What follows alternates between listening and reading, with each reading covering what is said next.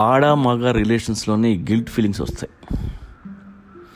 నువ్వు మీ అమ్మతో guilt feel అవ్వవు, నాన్నతో గిల్ట్ ఫీల్ అవ్వవు, ఫ్రెండ్తో అసలు ఫీల్ అవ్వవు.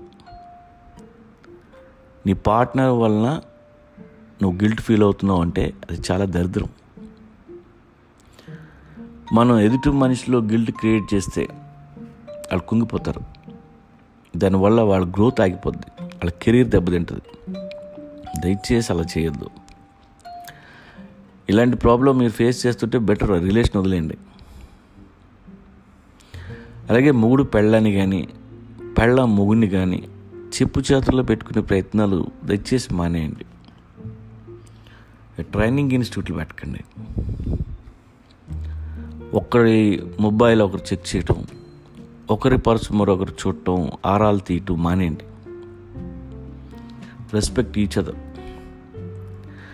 నీ మొగుడిని మహారాజులా చూస్తే నువ్వు మహారాణి అవుతావు. కొంగుకి ముడేసుకొని కుక్కలా మార్చేస్తే నువ్వు కూడా కుక్కవే అవుతావు.